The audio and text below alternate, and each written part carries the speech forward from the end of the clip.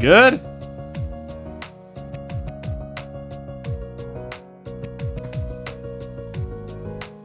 There we go. Bloody finally.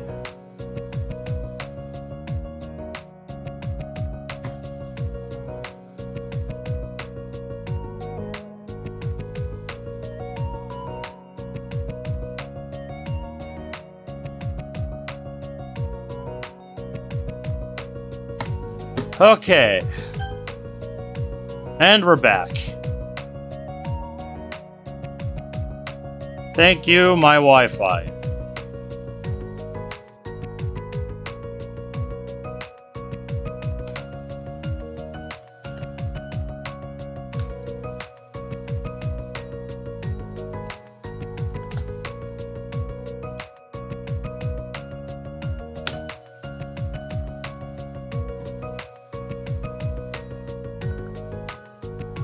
Yellow, is this on? Yeah, we're back. Wi-Fi just decided to die. All of a sudden, an hour and a half in. I still haven't gotten my Ethernet cable out of my PlayStation 5 yet. I don't want to get down unless I have to. If we start dropping frames again, then yeah, I'll get down and grab it. Welcome back from the Shadow Realm. Yeah. Sorry about that. Oh, man.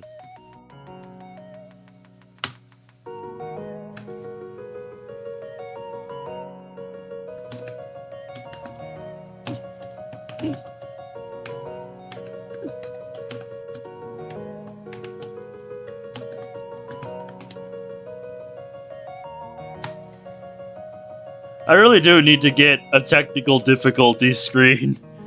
What happened? My internet died. I really need to get myself a technical difficulty screen. Sorry about that, folks. Anyway, where were we? We were...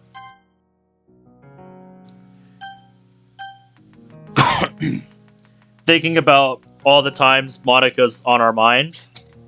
And he's showing just how far he is willing to go. So, welcome back, everybody. I apologize for what happened. That is unfortunate. Because now, like, what? Do I call this part 6? Or do I just go, like, part 5, 1 out of 2? Because now this is going to be split up into 2 sessions, and this is going to be really awkward now. To figure out what to do with the title. 7 in the morning, and you've got Monty on your mind. Uh-huh. But at the same time, I'm concerned that if I did, it would completely turn the mood of the night on its head. Yeah, it probably would, and it's best that you don't do that, because that would be bad. And you don't need an apostrophe there. I desperately want to be honest with her, but I can't bring myself to say anything. The only thing I can say is... because I can't imagine being with anyone else but you. Even with me having to put my immediate worries at the back of my head. I still mean that with all my heart. And... her voice cracks as tears form in her eyes. Do you really mean that? Welcome back, Arcade Gamer. Sorry about that. Just some technical difficulties. Now, of all nights for this to happen, it's one where I'm actually excited to see what happens.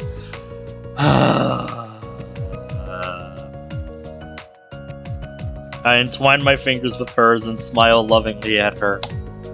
Every single word of it. I'm having a hard time keeping in my own tears. Despite how difficult things have been, I truly love her. Yeah, dude. So looking forward to seeing what was waiting for me after that 2-month time jump that we did before tonight's session. Because, you know, we ended last time on that 2-month time jump, and this is what we're seeing. I've been waiting for this. No. But like I said, when we do get there, I'm going to, just in case, I've been warned about a particular scene in this mod. And I told you guys, when we get there, I'm not going to show it live on stream, but I'm going to do an offline recording of it and just post it as like a bonus video for those of you who can get past the age restriction. I'm going to have to put on that. Not saying anything more about what it's about. Use your imagination. The moment, despite seeming to last for an eternity, is later broken by the sounds of footsteps pulling us back into reality. Order 303? Well, hello there! You're reminding me of a certain other mod that I have seen. Kotonoha? I raise my hand. As the server comes closer, Monika's face lights up. Hey, Koto! The girl's heart visibly skips after being called out. But she eventually smiles once she brings over our food and sees who called her name. Oh, hey, Monika! She then turns to me. And you must be Ben? It's nice to finally meet you. It's nice to meet you, too. I make a nervous smile. What a coincidence! I don't even know her name! This is Kotonoha. She's on the student council with me and Kaho. She then reverts her attention to Kotonoha. Since when did you start working here? Since last month. I mean, with school ending soon, I gotta keep myself busy before uni. Which uni you going to? Hokkaido, easily. I did consider applying for a cookery school, but just in case that didn't work out, I want to make sure I have other options. How about you, Pear? NVIDIA, I don't need a notification about new drivers right now. I'm going to HU as well. Well, I still haven't decided yet, but I'm definitely considering Hokkaido as well. If you do, you and Ben can get some accommodation together. Yeah, I saw what it did to your computer earlier, Bradley. Hope it doesn't mess things up with mine. I always get nervous about stuff like that. After hearing that, I look at Monika and we both smirk. Living with Monika, eh? Sounds like a dream. That day can't come soon enough. I love the sound of that. Anyways, I gotta get to work. I'll see you at school tomorrow. Oh, that was wallpaper engine that got screwed up by NVIDIA. Ah, fun. As Kotonoha leaves, Monika and I start to eat our food. Almost instantly, I'm reminded why I love this place. I think you mean reminded of why? The food here still tastes great. After eating for a while, I eventually take a break to catch my breath. Yep, sounds about right, Zach. I look up at Monika, who seems to be enjoying herself. How's the food, hon? She swallows her current mouthful before speaking. It's delicious. Probably the best ramen I've had in a long time. I'm glad to hear that. She then opens her eyes and fixates her gaze onto me. Once again, I let myself be held captive by her piercing emerald orbs, letting the world around us dissolve. It's the same look we shared before Kotonoha came over. Just that loving, longing, hopeful look. Longing to stay as we are, and hopeful that we'll never be alone again. We don't speak any words. In a way, our eyes say everything we want to. Uh-huh. I know all about that. And I think you do, too.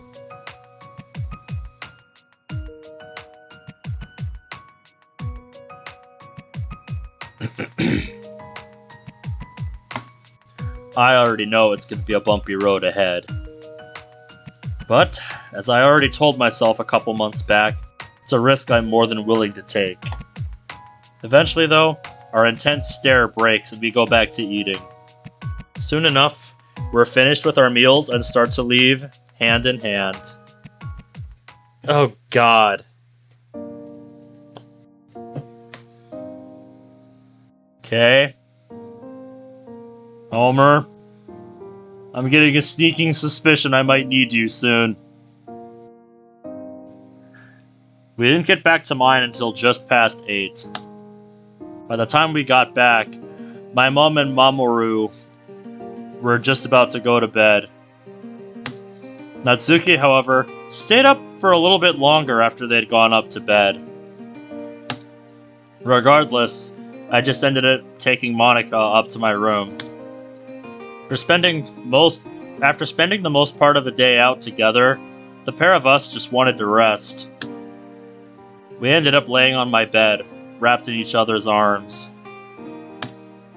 But neither of us are tired. Is this The Weeknd playing in the background? Here, let me turn it up. Let me turn it up a little.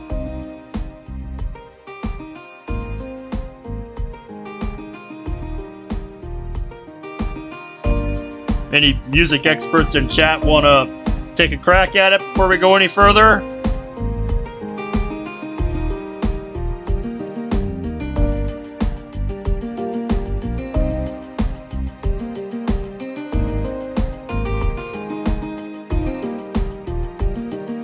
Good deal. I like it.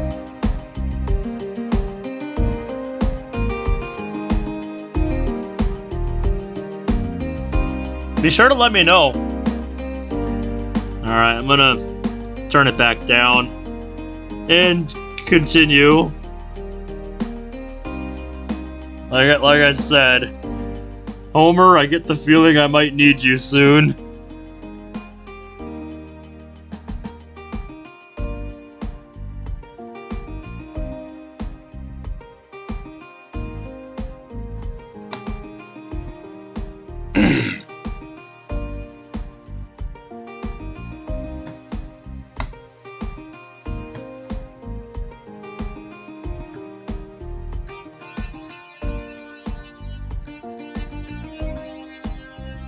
There.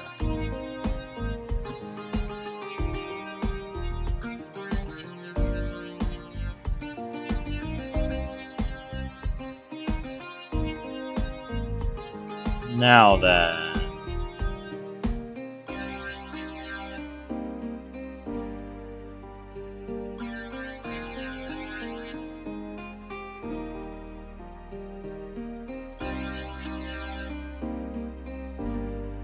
Okay.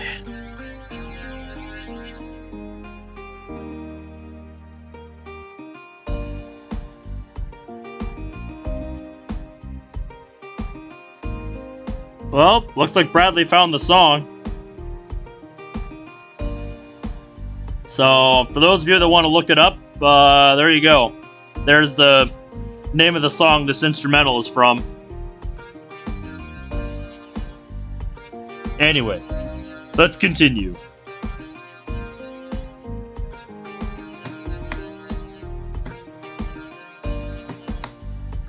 Whether it's excitement, simply not wanting this night to end, or something else entirely, I don't know. Whatever it is, I would love to do this all again. Sure. Hey Ben, what time is it?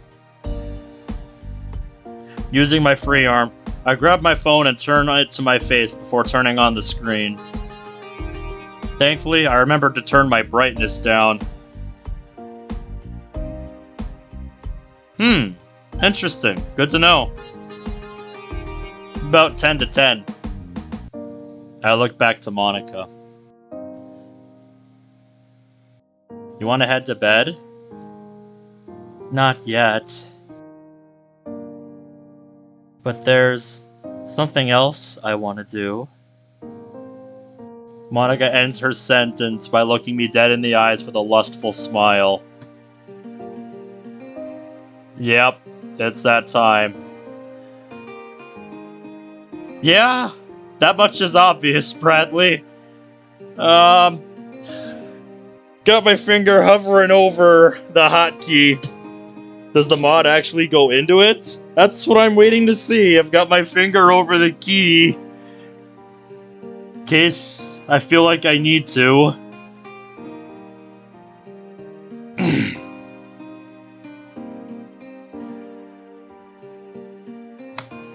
Doesn't take me too long to figure out what she wants. I might be occasionally dense, but I'm not a complete idiot. My face flushes red. Before I can get a word out,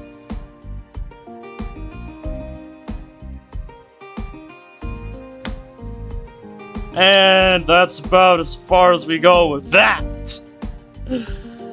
God damn it, obligatory bullshit window. Not that.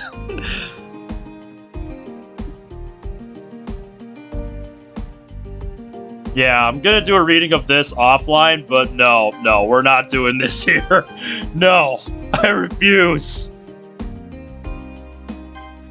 The reason why it was out in the beginning of November.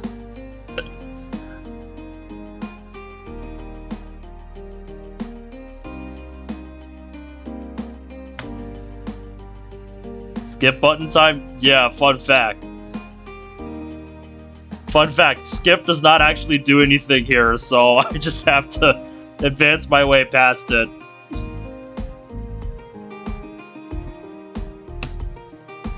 I worked it in. I worked it in, Onyx. I'm not even gonna look. I'm not even gonna look at this scene because I want to be surprised when I get there. I want to be surprised when I record this offline. I'm not even gonna look.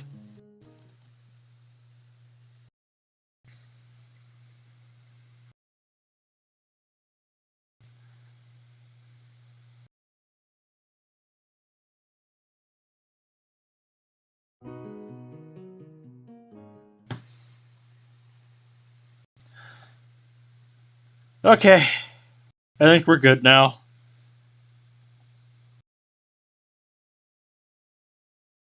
Yeah, with an age restriction. I've been saying that throughout the stream so far. I've been saying that, Bradley.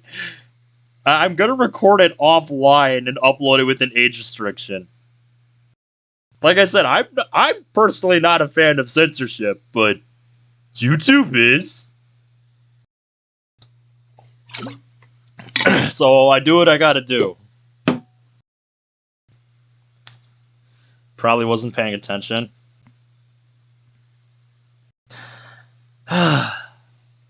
Wimp for not showing it on stream. Yeah, it's called I Want This Channel to Still Exist. So, I'm sorry. I really am. I know, I think all of us can agree here, aside from maybe you in the corner, wanted to see that in its entirety. But, not live, okay? Monika R18 PC. Do you guys really want to be there for that? You guys really want to be there for that? God damn it. God damn it, man. Why? Why are you like this? Fucking why?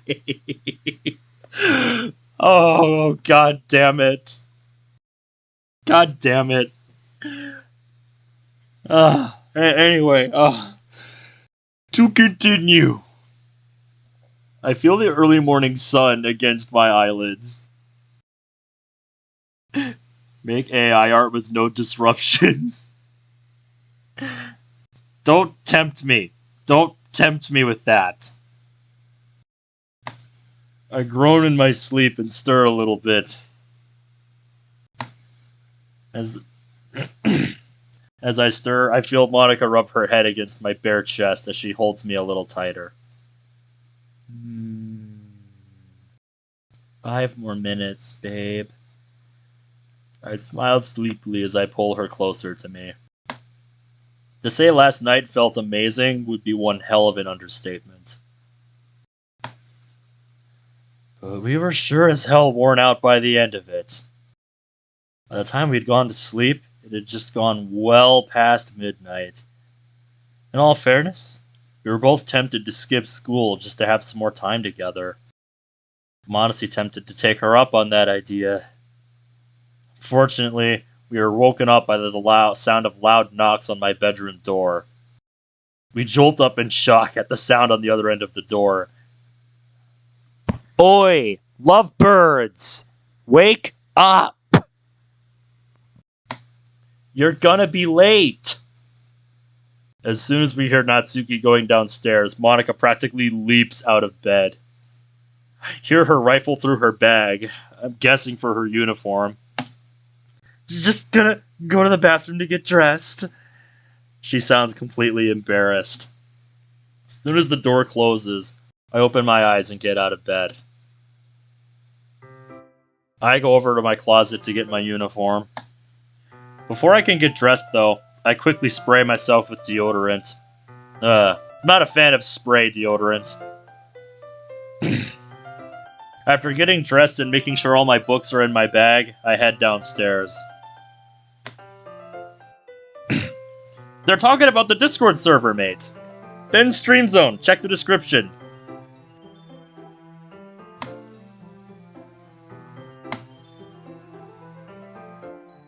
I head straight for the kitchen to make myself some toast. Whether I'm late or not, I need something to eat. As soon as I put the bread in the toaster, I hear Natsuki huff behind me. I turn and see her looking both tired and pissed. Oh boy. The expansion pack mod? The expansion pack mod for what? What is it for?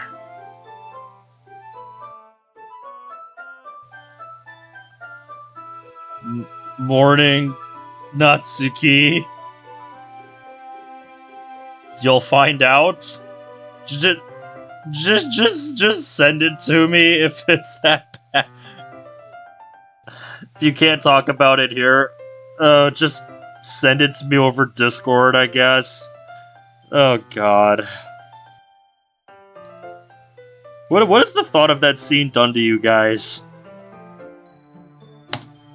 I make a tired smile as I nervously greet her. Do you realize just how fucking loud you two were? Blunt as always.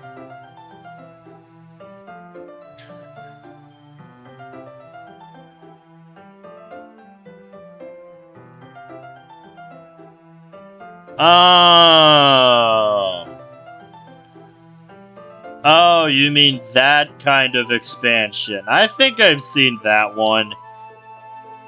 I'm not really into body inflation, sorry. I will leave you to speculate on that. We're not gonna think about that. And if waking me up once wasn't bad enough, you went at it again and woke me up a second time. Seems like the millionth time, a rather thick layer of crimson lays claim to my face. Last night is mostly a blur, so that wouldn't be exactly implausible. Seemingly annoyed by my confusion, Natsuki grabs me by the shoulders and shakes me. No, mate.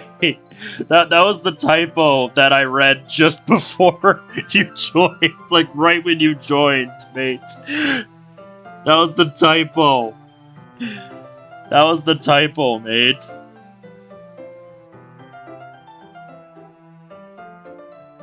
You know what, Bradley? If there's any truth to what you're saying, I'll save it for when I do some shitpost mods. Or something. How's that sound? Yeah, a typo in the script.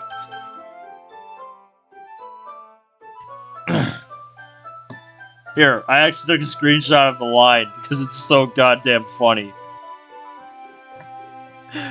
It was this line. A smile forming on my smile. I start walking over to her.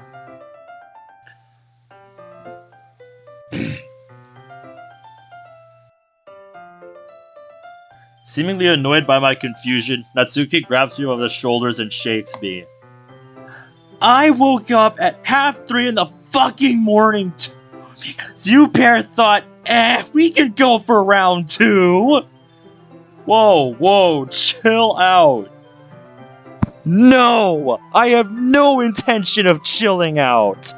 I've already downed 2 energy drinks because of you two. Jesus Christ, Natsuki. Holy shit. And I know even that's not gonna keep me up. Wait, the ones in the fridge? Nah, those were mine. Well, you certainly didn't need them last night. The mostly lighthearted exchange of words between us goes on. The scent of burnt toast starts to travel up my nose. God damn it. Hurriedly get the now blackened toast out and butter it. It's far from ideal, but I suppose it's gonna have to do. As I start eating, I hear footsteps coming downstairs. I have never really felt energized after drinking an energy drink. I've had maybe 3 in my life.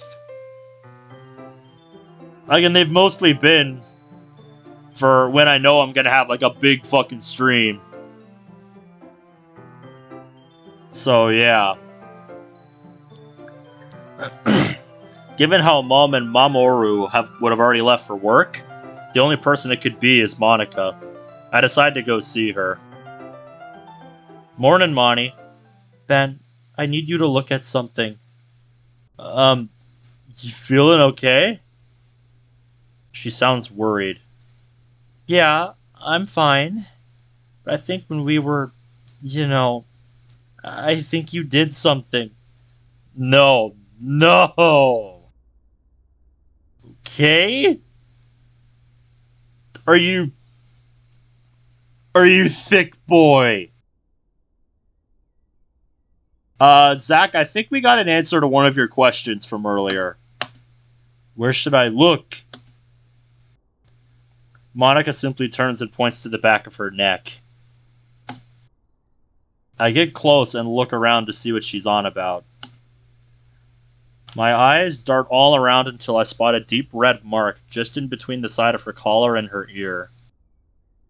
I rub my finger against it and feel teeth marks. Okay, so maybe it's not quite what I thought, but... Okay. Did I bite? Ugh. I can hear Natsuki slowly bursting into laughter from the kitchen. I think that's what we were all afraid of here. My God, I'm so sorry, Moni. Well. So, Monika, how does it feel having a vampire for a boyfriend? Monika stays silent and doesn't make eye contact with either of us. Monika, it was only a joke. Let's just go. Monika leaves without another word. Damn. No, I don't like that. Oh, that worries me. Did I upset her? I don't know if I can give a straight answer to that. She's just got a lot on her mind. I'm gonna go catch up with her. Concern building in my mind, I run after Monika. I doubt the whole vampire dig upset Monika. But I can't help but think something did. It's lunchtime. How'd it go? Normally, I'd be spending it with Monika, but I've not seen her all morning. Not a good sign. Oh, jeez. Even tried calling her in between classes, only for it to ring before it went to the answering machine. No, no, no, no, no, no. This is bad. This is bad. This is giving me red flags. All right. Well, you have a good night, Ado. Thanks for hanging out with us. It was nice having you. Sure, I was concerned this morning. Now I'm starting to get worried. Yeah, you should worry. Oh, it's morning for you. Sorry, I didn't know. Well, you enjoy the rest of your day, man. Hope it's a good one. But yeah, you're just now starting to get worried. She's not answering her voicemail. She's not answering, and it's going straight to voicemail. Yeah, this is the point where you start to get fucking worried. Oh. Even as I go through the cramped corridors, I still see no sign of her. Eventually, though, I spot someone who might have seen her. I pick up my speed. Oh, hey, Ben. You wouldn't have seen Monika around, would you? There goes that idea. I stop dead in my tracks. You haven't seen her? Not since she stormed out of PE, no. Oh, no. Oh, I don't like the sound of that. She what? My heart sinks. What? What happened? Well, we were in the changing rooms, and everything was kind of normal at first. Like, not expecting you to know how girls act, but sometimes it can get pretty toxic in there. And, well, today, Monika got caught up in it. How so? Got a feeling that anything I could possibly hear will enrage me.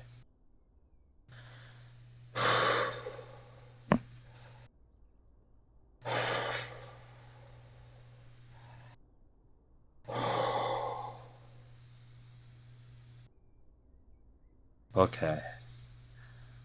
Okay.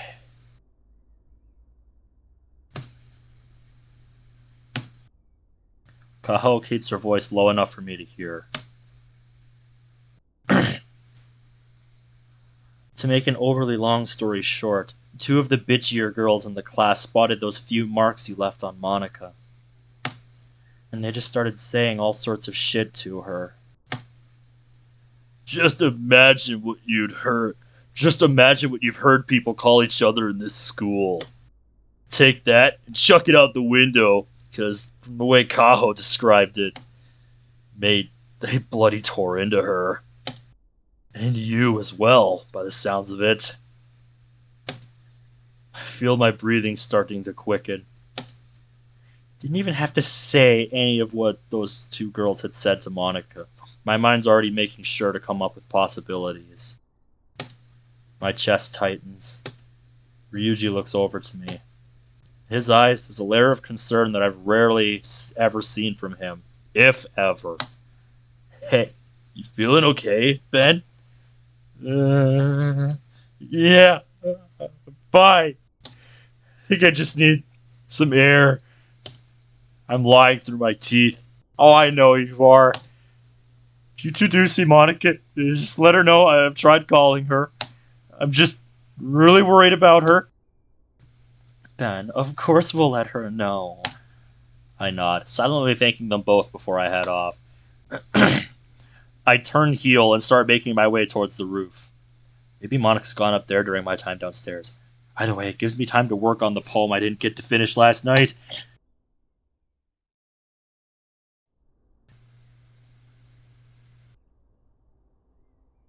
Yeah, I get the feeling we just shift perspectives.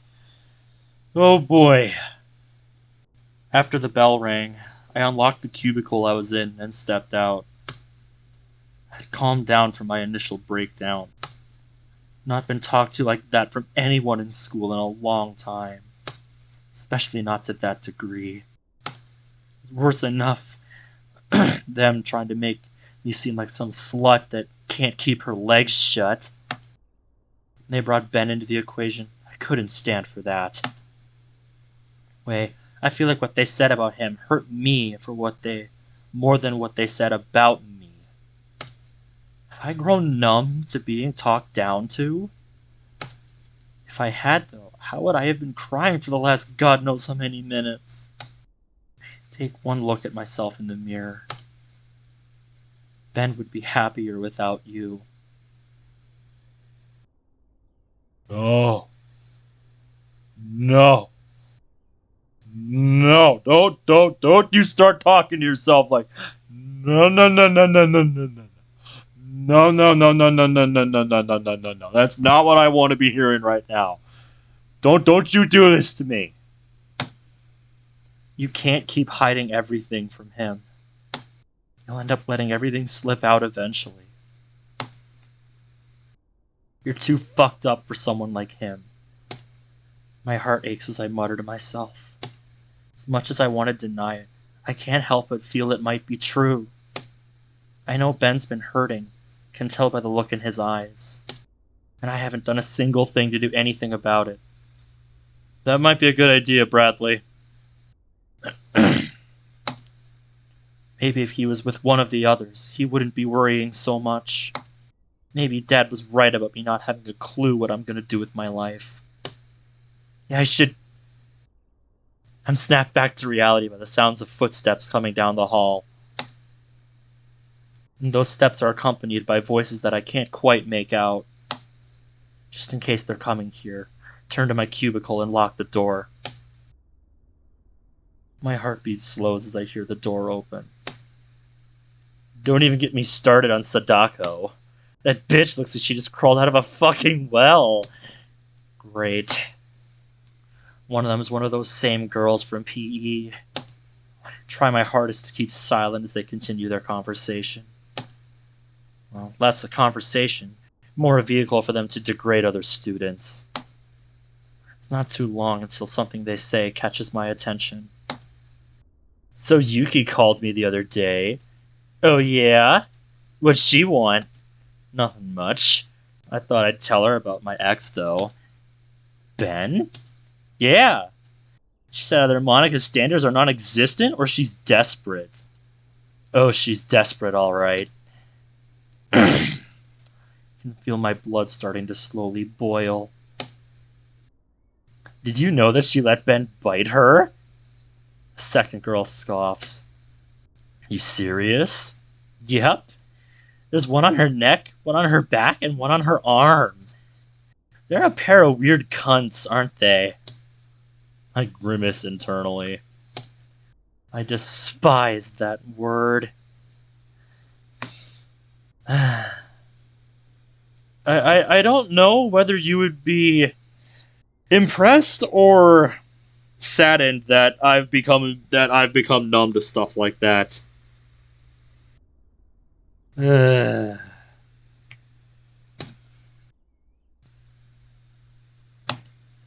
Oh, they're all over each other.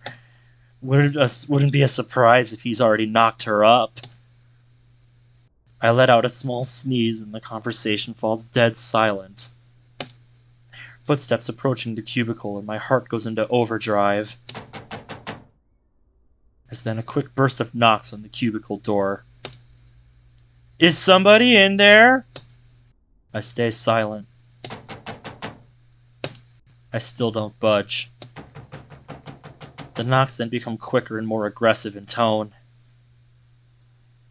Yep, and you said you weren't going to be here for this, and yet you've been here for most of the mod. A brief whimper breaks my silence. Shit! Some murmuring from the other side. Oh, Monika! She speaks in an eerie, almost sing-song tone. Could you be a sweetheart and please open the door? Eventually, though, the bathroom door opens. We were just leaving.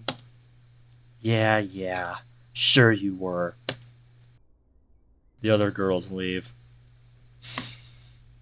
I feel like another Kotanoha bitch slap moment is in order.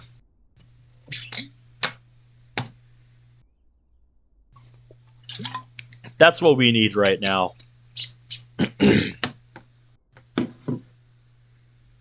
Hey, what's up, Hanzo? How are you tonight? Or if it's morning for you, how's your morning? For the first time, it felt like the longest couple minutes of my life. I breathe. I'm glad to hear you're having a good day, Hanzo. It was a pretty busy day at work today, and I feel like if I keep going with this mod, it's gonna make me depressed. But I'm having a pretty good time. Almost immediately following that, there's another knock at the door. Yeah, because they are, they just get so confused because it's like, wait, what? Monika, I know you're in there. After taking a moment to myself, I finally unlock the door. I take a good long look at Kotanoha. She probably thinks I look like a mess. How'd you know I'd be here? After you didn't show up for class, I figured you had to be somewhere. By the looks of it, it's a good thing I came here first. You look frightened. I am. One of the girls who slut-shamed you when one of the... let me reread that. If you're not familiar with DDLC mods like I am, this is a recurring character in quite a few different mods. She's Kotanoha. Yep, I might need them in a minute here, Onyx. If we go much further. But sorry, let me read this the way it's meant to be. When one of the girls who slut-shamed you in front of at least half of our classmates talks shit about you and calls you and your boyfriend all sorts of horrible things, only then to try to get you out of hiding to do who knows what, then yeah, it's kinda hard not to be. Christ. There's a bit of silence between us. My breathing is slow, deep, and shaky. Ben doesn't need this. He's better off without me. My voice breaks and tears start forming in my eyes. Monika, what are you on about? From what you've told me and what I saw yesterday, Ben cherishes you. I know he does. And that's why it's killing me to see him hurting because of me. He has to live with the knowledge.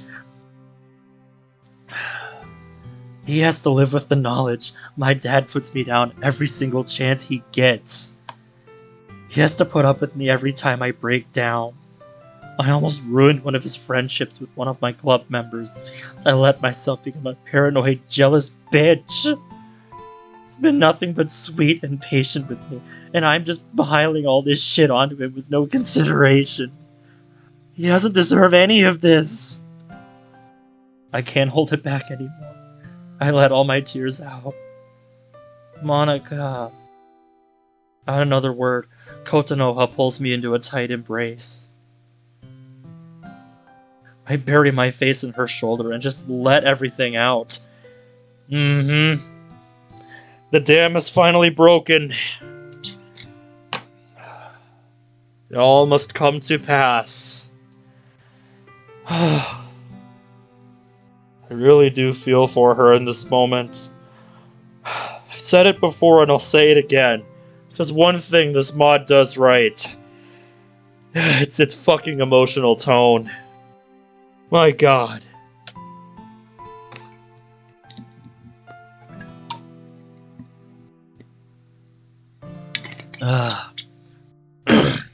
Probably not a good idea that I'm finishing off my water, Because it's probably just going to come back up as tears later, but fuck it. I need it. I don't even care that my throat starts to ache. I just keep crying. In spite of that, Kotanoha stays here, trying her best to comfort me. How she's able to do this is beyond me. It's called being a good friend, Monika. Good friends are there for each other. Through thick and thin, through the good times and bad.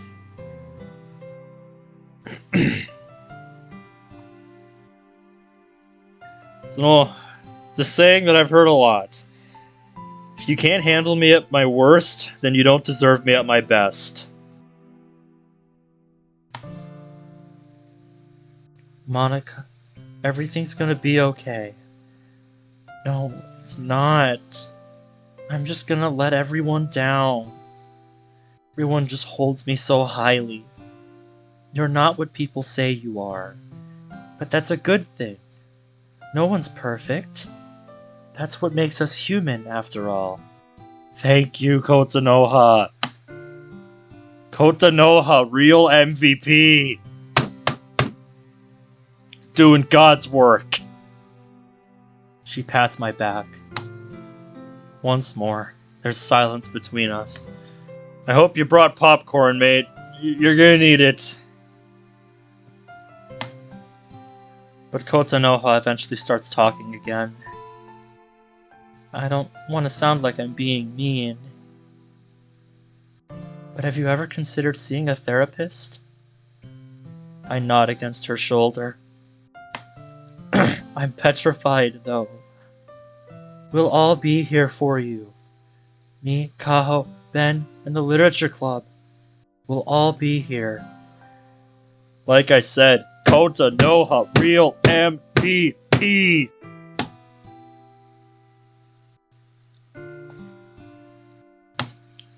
My breathing starts to calm down. I eventually break away from Kotanoha. Thank you. I think I really needed to let off some steam. You don't say! I then look at the tear stains I left on Kotanoha's blazer. Sorry about the blazer. Hey, don't sweat it. It'll wash out. You're more important than some crummy old blazer. After everything that just happened, this is a much welcomed relief. If you want, we can always see about you staying in one of the staff rooms until the end of the day. Yeah, I think I'd like that. The pair of us finally leave the bathroom and start heading for the staff rooms. Very much so imprudent. And back with our boy here. Oh boy, you missed some shit. You missed some shit, my boy. You have no idea what I have seen. During second break, though, Kotanoha did eventually come find me and let me know that she found Monika. But much like Natsuki had yesterday, she told me to keep an eye on her. I swear, the more I hear that phrase, the more my concerns will grow. And again, they're already at an all-time high. The longer I walk through these borderline identical halls, thoughts of what happened continue to plague my mind. Just in a word. However, I soon bump into someone. Sorry, didn't see you there. My voice has a slight quiver to it. No, Ben, you don't have to apologize. After collecting herself, Yuri looks at me. Are you alright, Ben? You seem lost. Just tell her the truth, Ben. I'm worried about Monika. I'm turning this up.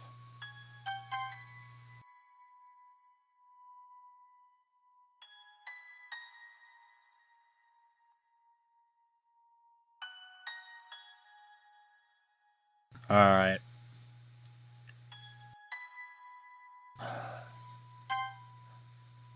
Don't. I've not seen her since this morning. After what happened earlier...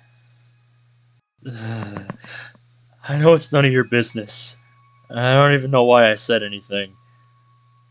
No, it is my business. Both you and Monika are my friends. Of course I'm gonna want to make sure you're okay. I did overhear what happened with Monika, and I truly hope she's okay. No one's tried starting on you, have they? Besides the weird looks, not really. Although Natsuki did call me a vampire this morning. But that was before any of this happened. How did Monika respond to that, if you don't mind me asking? She did get upset, but I can't tell if that was because of the joke or something else. She thinks for a moment. Do you think she'd be at the club room by now? If she's not left yet, then probably. I go to walk down, but I quickly turn back to Yuri. Could you come down with me? She sounds shocked. Are you sure you wouldn't rather be left alone? I'm positive, Yuri. Besides, after today, I could do with the company. If you insist. She gives me a warm smile. We then start walking down to the club room. Doesn't take us long to get to the club room. As soon as we step in, I spot Monika by the front desk. Almost immediately, I drop my bag off by the door and rush over to her. You pressed the wrong key there. Oh, hey Ben. What's up? I wrap my arms tightly around her, taking her by surprise. Atta boy. That's my boy right there. I hide my face against Monika's shoulder. I've missed you so much. Trying hard not to break down in front of her, especially with Yuri being in the room as well. Monika then puts her arms around me, but stays silent. I've tried calling you. Why didn't you tell me what happened? I didn't want you to see the state I was in. Why not? You think that I'd think less of you? I look up at her, my eyelids damp. My heart sinks as she nods in response to my question. No! I knew you were gonna say that. This has to stop. This has to stop, girl. I know it sounds stupid. There's a small part of me that's scared that you do. Monty, look at me. Her emerald eyes sparkle in spite of her tears. Nothing could ever make me think less of you. I promise you that. Monika then holds her head against my shoulder. Rather than crying, though, she exhales and relaxes her body. I'm with you because I love you, Monika. Nothing's gonna change that. Ever. She pulls away from me and wipes her eyes. You mean it? Always will. She wraps her arms around me once more, this time wearing a relieved smile. Then turn my head back to the rest of the club standing at the back of the room. They're just standing, seemingly focused on mine and Monika's embrace. Get over here, Sayori. Come on. Come on. How long have you lot been standing there? Long enough. Should we stop? Or... Nah. This is actually pretty cute. I hear Monika gently hum in my ear. Even if we don't do any club stuff, I'm just glad to be surrounded by my closest friends and my girlfriend.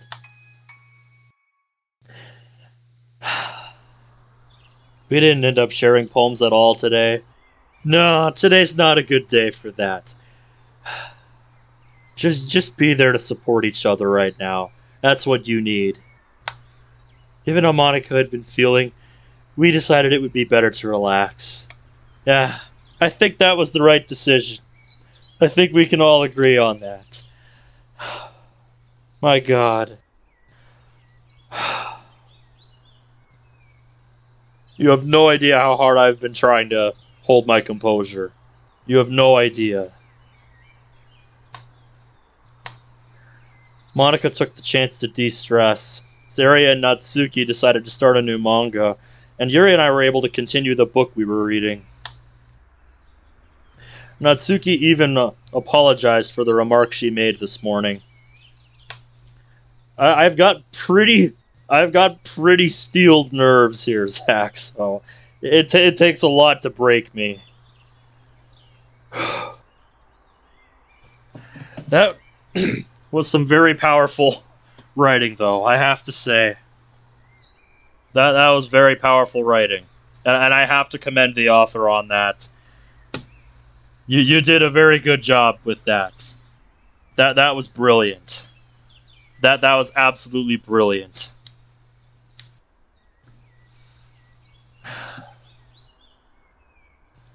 Maybe not. It only took up to Howl's moving castle to actually break me. Yeah, it takes a lot for me to, show emotion in that way towards something. I'm not quite there yet, but yeah, that got close.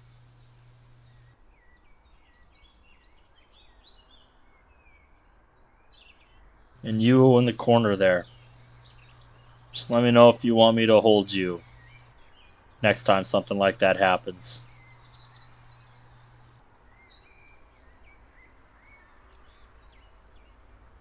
But by the sounds of it, it wasn't the joke that upset Monika. For the first time, all 5 of us decided to leave together. Huh, and what did upset her? I wonder if she didn't know it was there. When we go to my street, Zarya gave us all a hug before heading inside her home. Natsuki said she'd meet me inside, so I'm now left outside with Yuri and Monika. I'll text you when I get home, Ben. Talk to you soon.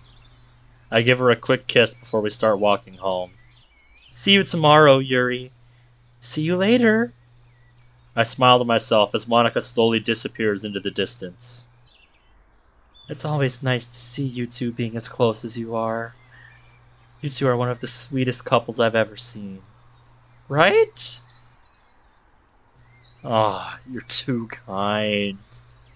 I look back down the street and feel an overwhelming sense of dread shoot down my spine. Just get this feeling that something bad's gonna happen. How so? I don't know. It's just a feeling. A gut impulse. You know what they say, mate. Trust your gut.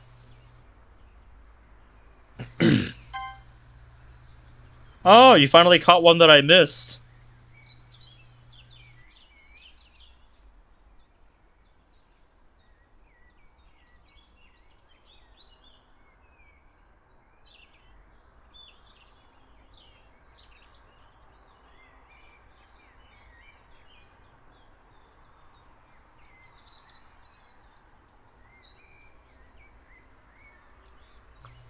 Maybe. Did I say something wrong? Doesn't look like it. Just out of curiosity, how long have you had this feeling? For a while. Close my eyes tightly as I think of anything else I could say. Everything that I can think of, though. I can't bring myself to say any of it. How can I expect anyone to help me when I can't even tell them what's wrong with me? I rest my hand on my forehead and squeeze it in frustration. Are you alright?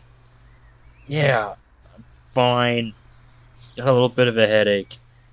To be fair, that's at least half true. Suppose in that case, I should let you rest for a bit. Besides, today's been stressful enough as is. You don't need me to exacerbate that for you. Yuri, if anything, you helped me get some of what's been bothering me out of my system. You need a comma there need a comma there for anything. I have. In that case, if there's anything bothering you, you feel okay with talking about it, I'm always available if you need someone to listen to. Only if you want to, of course. I'm not trying to push you.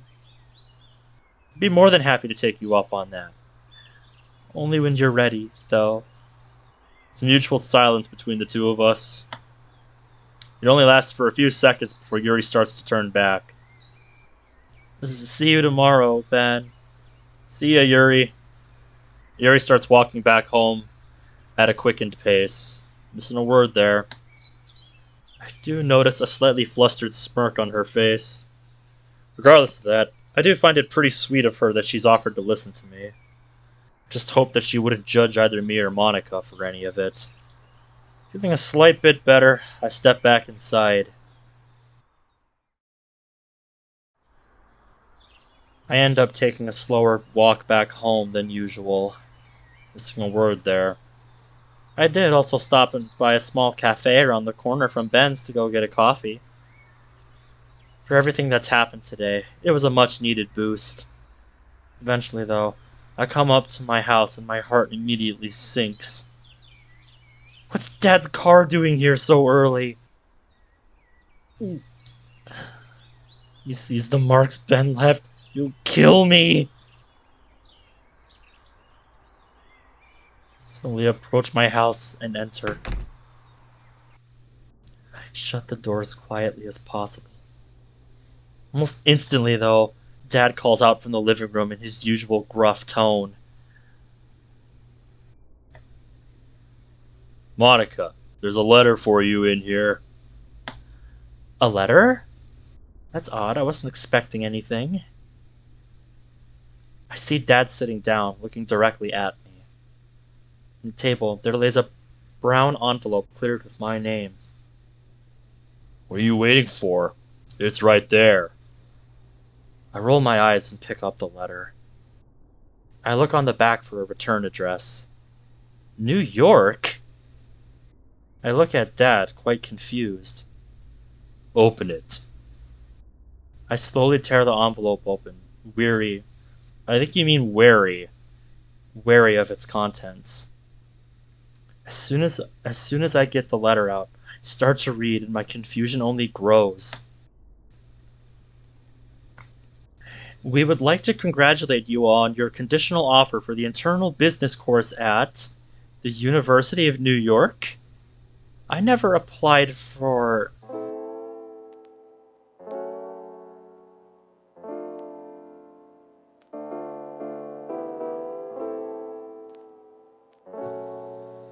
You put an application in for her, didn't you? That music is not filling me with confidence. It then hits me as the pieces slowly start to fit themselves together. I then slowly turn to face Dad, my face contorted by sheer disbelief. Did you do this? He takes a moment to answer, giving me a flat and emotionless smirk. It had to be done. What do you mean, it had to be done? Dad continues to smirk with a looming aura of cold indifference. Sorry, aura. Originally, I was gonna send you to Tenshi, but I figured you'd only want to leech off your family if you stayed here. Leeching? What the fuck are you going on about? Also, did you forget that I've got friends here? Let alone a boyfriend? Dad's icy gaze pierces mine. First of all, watch your damn language in my house. Second, what gives you the slightest impression that I give a shit about your friends? Besides, that little boyfriend of yours is the reason you've been acting up, isn't he? I shake my head, increasingly getting angrier. Don't bring Ben into this. Why not? You brought him into it. It's pathetic how much you suck up to him. And for what? Are you that desperate to be a do-nothing housewife? For some bastard that quite obviously has no ambitions? Yeah, you two are definitely perfect for each other.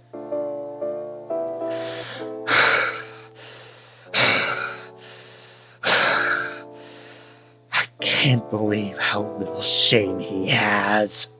You're calling Ben a bastard? Try looking in a fucking mirror! I make a point of staring directly at him. Dad just stands there, a look of pure anger in his eye. Before he can say anything else, I turn around and head straight for the front door. Before I can make it to the front door, Dad follows me and locks the door. And just where do you think you're going? Far away from you! Where else could I possibly be trying to go? I'm still in disbelief that you thought it would be okay to go behind my back and forge an application just to get rid of me. Pretty sure that's illegal. He keeps taunting me, getting increasingly closer. Monika, please. Even if you did go to the police, do you really expect them to believe you? Someone who's been hoped up on antidepressants and fuck knows many other medications for years now? To honestly expect them to believe someone like that? Don't you go there! It's telling how much you didn't, it's telling how you didn't deny it. I go to walk upstairs. I don't need to take any more shit from anybody. Least of all from him. Take my phone out of my blazer pocket. As soon as I turn, though, Dad raises his voice. What the hell is that on your neck? Oh no. I'm shocked. I turn back to face him, releasing a grip on my phone as I do so. Collides with the stairs, screen first. I hear him walk closer to me. Did you seriously let him bite you? What is wrong with you? I'm done with this. Done with him. I need to leave. Sure as hell not gonna leave without a fight. Coming from the man that beats his wife, I'll take that as a compliment. Dad grabs me by the shoulders and pins me against the wall, forcing me to look at him. Don't you dare talk to me like that. Why not? You've said far worse to both me and Mom. And what Ben and I get up to isn't really your business. My voice is streamlined with a defiance I've only ever thought of. I kinda find it funny you've been all worked up over my relationship. Why? Are you jealous that I found someone that's shown me more love in a few months than you have in 18, almost 19 years? I don't have anything to be jealous of. What is there to be jealous over? He's just as stupid and naive as you are. Yeah, of course you'd say that. If I were you, I'd be embarrassed. You know, scratch that. I would be fucking ashamed of myself. Force from the hit sends me sliding down against the wall and onto the stairs. Moment, everything falls deathly silent. Put my hand up to cup my nose. Upon pulling it back, my palm is now bloody. The corner of my eye, notice Dad unlocking the door. Where are you going? Comparison, his tone is razor sharp. I'm going to get your mother. Before I go, I'll leave you with this. Either you accept the conditional offer, and we'll carry on from there. Hell, maybe we can forget about this little scuffle. Or you can tell them you're not interested. If you do that, you're on your own. You won't have anything left here.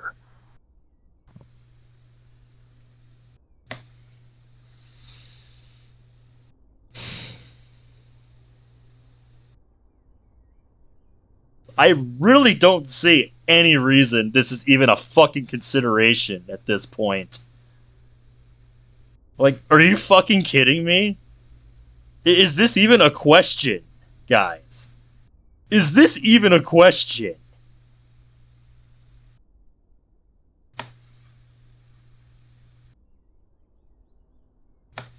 Two paths, and both of them lead to nothing but hurt. Could easily call his bluff. But do I really want to risk that? My voice is shaky, but I ask him one last thing. Why did you even have me? Clearly couldn't give a damn about me. So why? Can you at least answer that? Monika, your mother's the one who wanted a child. Not me. So at least you now know where you got your stupidity from. Sheer fucking hubris.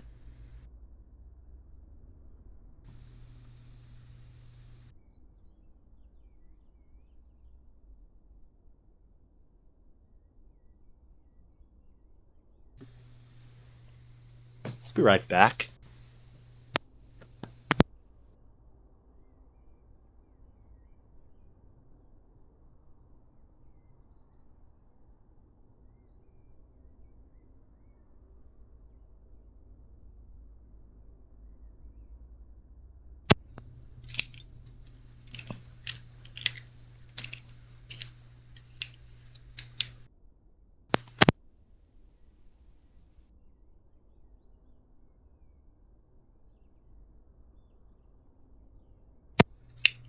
You wanna fucking go, mate? Do you wanna fucking go?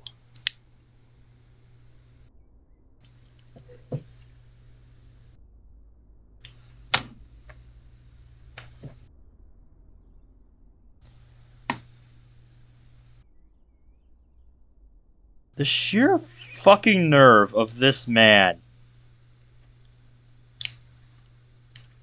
I've got the knife that I use at work, my box cutter, sitting right next to me right now. You have no idea how much I want to jam this thing through my screen where his fucking eyes sit right now. You have no idea. And yeah, I'm probably going to get an email from YouTube making comments like that, but I don't fucking care!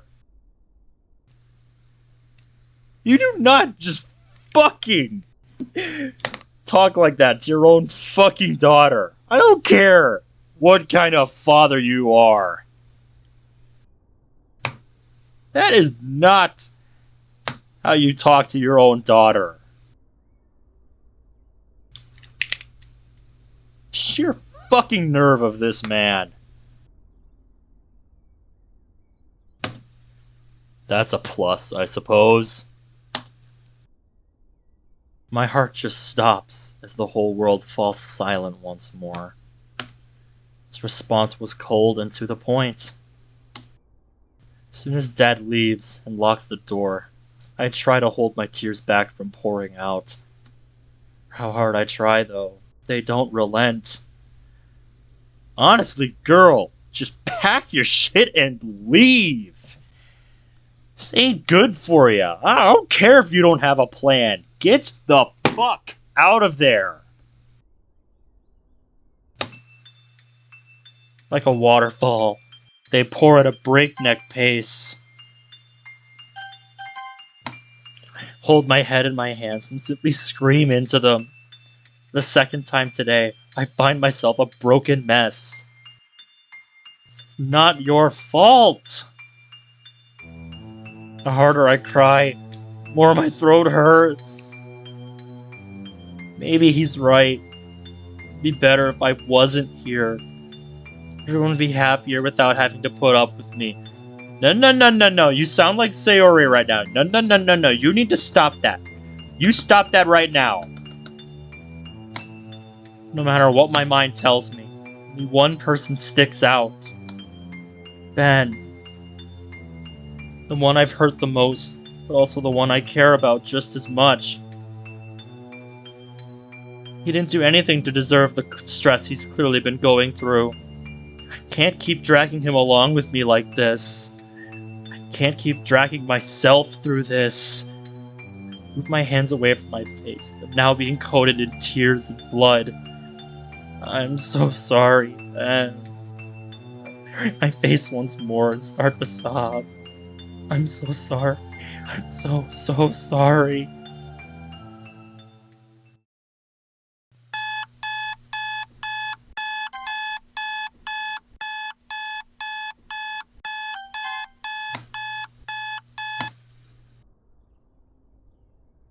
Oh.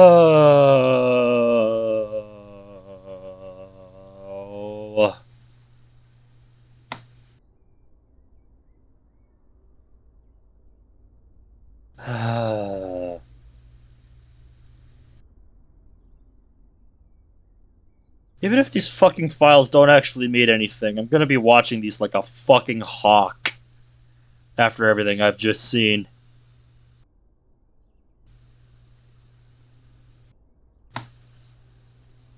I then stir, reaching out to the left side of my bed. I sigh as my heart sinks a little bit. Feels weird not having Monika next to me, especially after last night. Oh well, maybe that'll change after we graduate. In most mods they don't, but I still keep track of them when stuff like this comes up.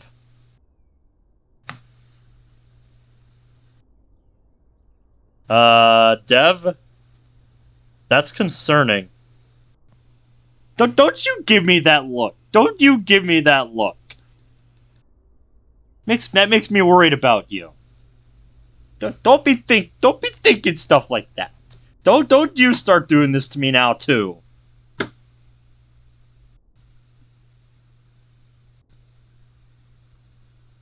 It would appear so, Dev. It would appear so. Slink out of bed and get my uniform on. As I get dressed, I think back to last night. Monika never did text me back. I mean, it could easily be that her phone died or she got preoccupied with something. If yesterday was any indication, you need to check on her right fucking now. This is Monika, after all. After yesterday, I'm a little worried. You should be! I then give myself a smack on the head for being so doubtful. Chances are she'll be over soon. I sluggishly pull my blazer on and grab my bag before heading downstairs. I cook myself up a quick breakfast as I wait for Natsuki to get up. As I cook, though, I decide to leave Monika a quick text to let her know I'm awake. Hey, Moni, I'm awake. Text me when you can. I set my phone down on the table and returned my focus to my eggs. Soon enough, I hear footsteps from the other room. I immediately know who it is. Morning, Nat. Morning. She rifles through the fridge to get some milk. So I move my breakfast from pan to plate. I turn to Natsuki.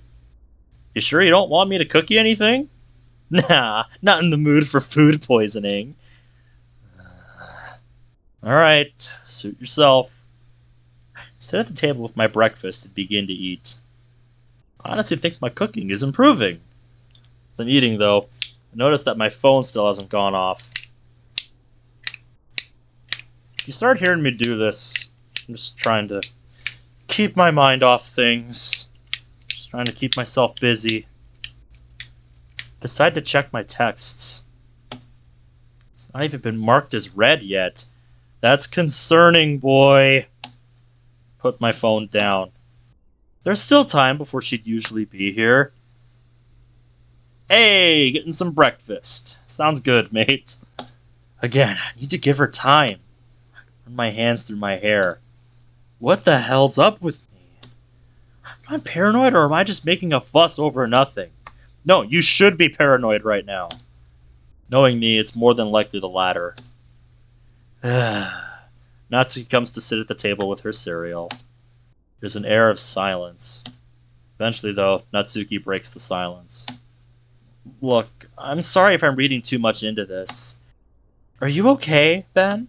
Like, actually okay? I blank out. Natsuki sounds genuinely concerned. Yeah, she sees that look on your face, mate. She's not buying it. I'm fine. Judging by the look on her face, she doesn't buy my answer. No, nobody with any sense at all would buy that.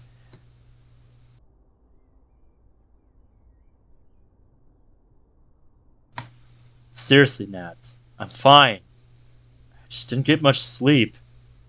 Why am I even trying to hide it? I can't even convincingly lie to myself, let alone Natsuki. That and Natsuki's not as dumb as you think she is when it comes to this stuff. I heard you crying last night, you know. Shit. You heard that?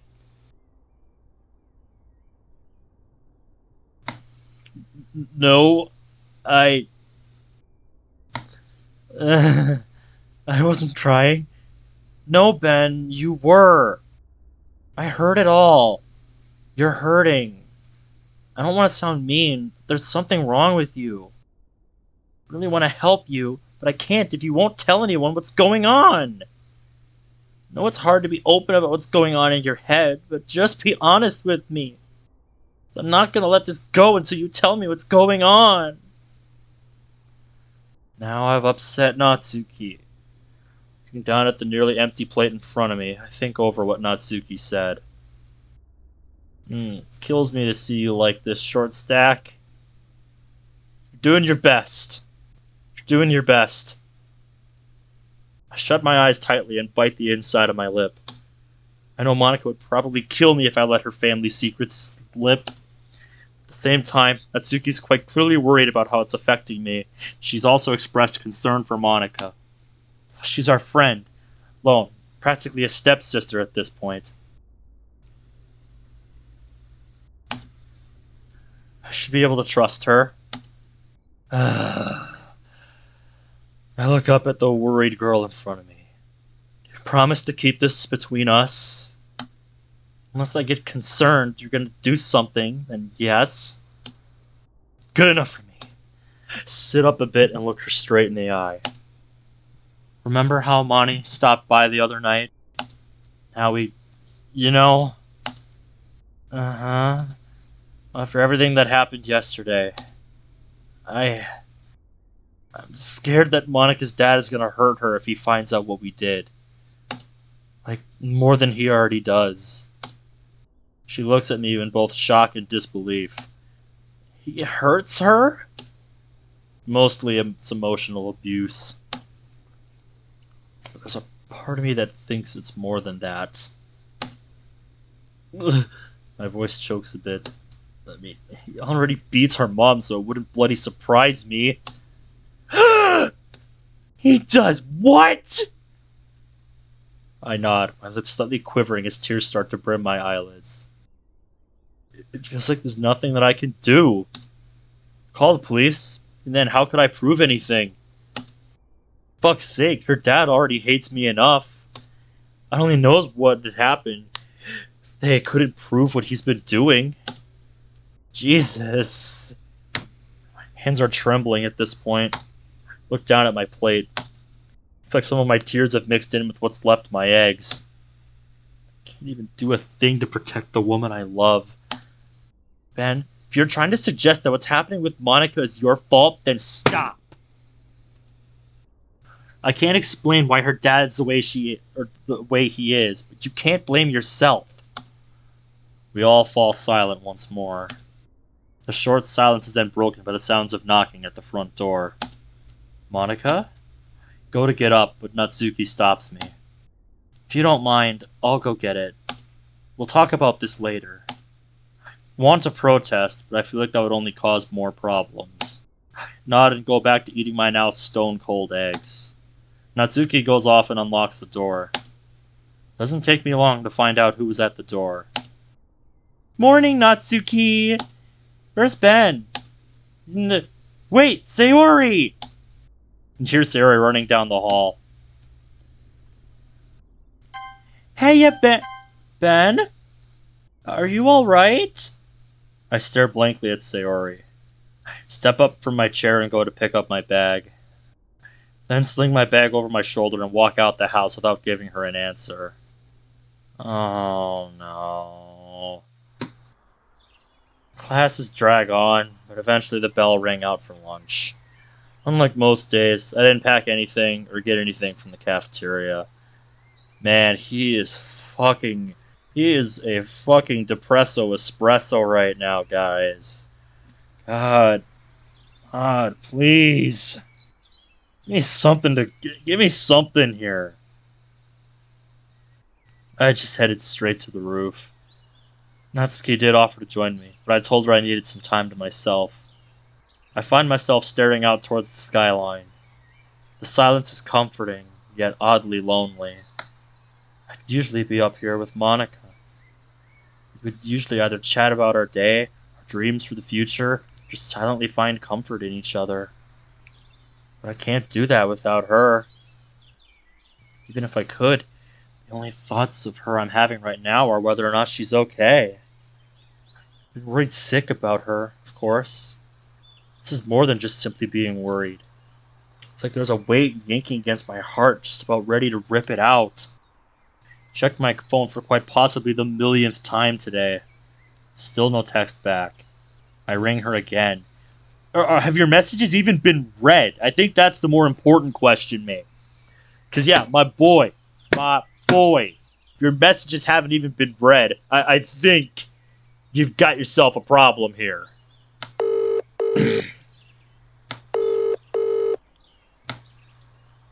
Hey! Oh, thank God.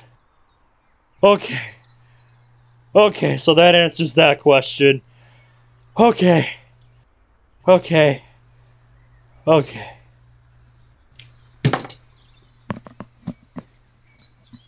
I may be exaggerating a little bit with my reaction, but I'm genuinely glad to at least hear from her today. Voicemail? Very well could be. Monika, sorry, I can't come to the phone right now. Leave a message.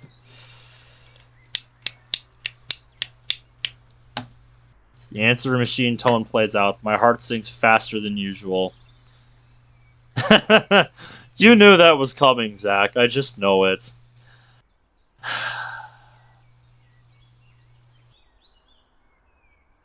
Can you guys tell that I love this girl? I don't know if you can tell, but I really do.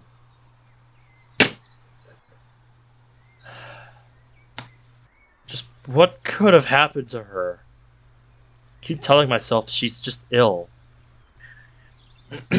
In what would certainly be seen as desperation by anybody else, I decide to ring Harumi. If anyone knows where she is, it would be her mom.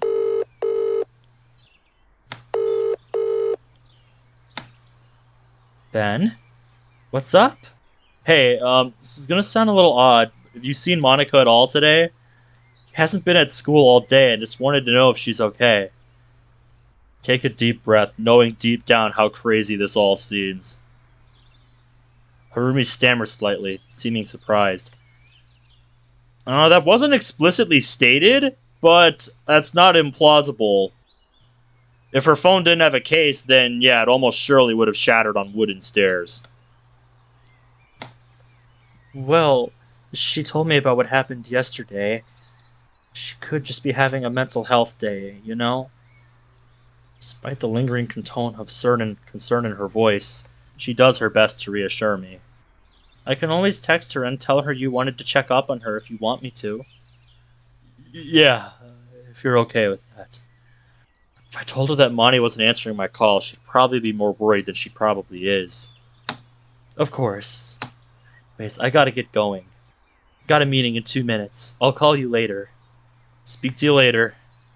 She hangs up. I slump into a nearby bench. On one hand, I'm thankful I've got an idea where she could be. If that is the case, I wouldn't exactly blame her. Yeah, but I would still be on fucking high alert right now. He said, though, even Harumi sounded unsure. Yeah, all the signs are there, mate. Like, fuck school right now. Just get the fuck over there.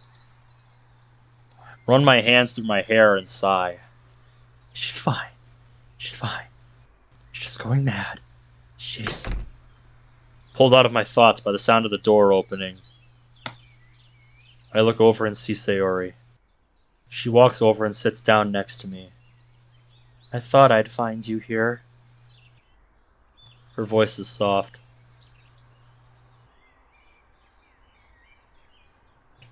Sounds pretty impressive. I look down at the concrete floor, breathing slowly. Hey, Sayo. My voice is barely above a whisper. There's then a heavy silence between us until Sayori pulls out her lunch. Even then, we don't say anything to each other. Sayori then holds up a sandwich to me. Sayori? You need to eat.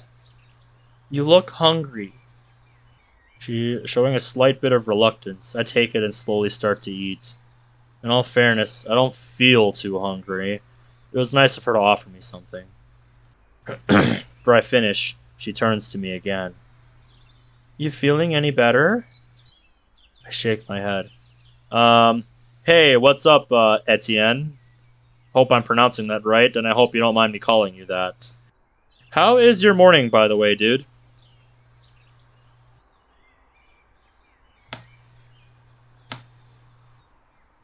Coming at a pretty emotionally tense moment in the mod. I'm not liking where this is going. You're gonna leave in 5 minutes, gotta go get food? Sounds good, Bradley. I feel like I might be getting close to the end tonight, so if that's true, I might just power through until we get to the end. Christ, I'm blowing this way out of proportion. Maybe Monty's just ill? Although that doesn't really explain why she's not tried to get in touch.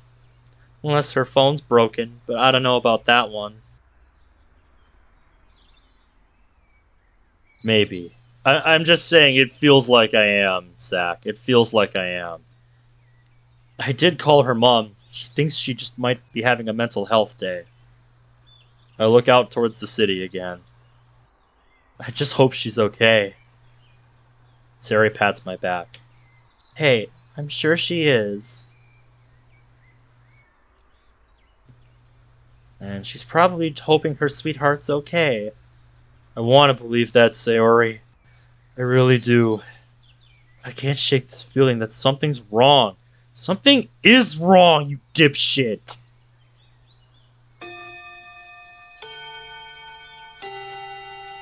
Oh boy.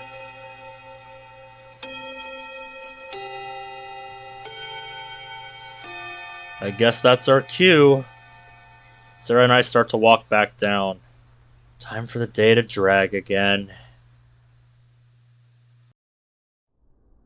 The school day finally finishes, and once again, I find myself in the club room. To be honest, I'm surprised we're here. It's been about 15 minutes since today's meeting started. None of us have said a word to each other since we came in. Sarah's fiddling with a small eraser at the front desk. Natsuki's rereading a volume of Parfait Girls. Yuri's reading on her own. Here I am, just staring out the window, longing for the club's missing piece. I can't explain why, but it feels like that with Monika absent, the entire group dynamic seems to have been thrown off completely. That's the problem with small groups like this. You take one piece out, and everything just kind of doesn't gel pretty well together. You know, just the mood just isn't the same. Look away from the window and pull out my phone, immediately going to my photo gallery. Finding myself flickering through several photos of me and Monty, I smile for what feels like the first time today. There's just something about those eyes paired with her smile. Don't gotta remind me, man. It's precious.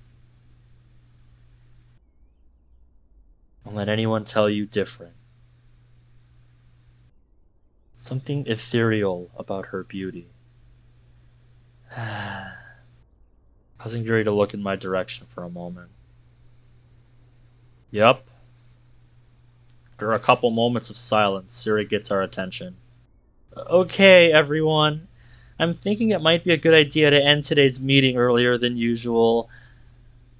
We all look blankly at Sayori for a moment before we collect our stuff. Stagnating air is common foreshadowing that something bad is going to happen. I was thinking we could all walk together again, so none of us feel alone. She flashes me a weak smile. I look down to avert her gaze, causing her smile to falter. We silently agree to Sarah's request and walk out of the club room. Most of the walk back is silent, aside from the occasional small talk from some of the girls. As for me, I trail behind the trio, my eyes mostly focused on the pavement. Yuri's the first to break from the group, followed by Sayori. As Natsuki unlocks the door, my phone starts to ring. I rush to take it out of my pocket, holding out for it to be Monika. I look at the screen, sigh a little, and answer almost immediately. Hey, Mom. Hey, hun. Are you and Natsuki back home yet? Yeah, we just got back. Why? Well, Mamo and I are gonna be back a little early today, mainly because him and Natsuki go back to theirs tonight. And we were thinking about ordering in tonight if you two would like. Well, that's certainly a bit of an upper. I mean, I'm up for it. I'll just check with the gremlin. Hey, Nat. Mom was on about ordering in. You want anything? Well, duh. Of course I do.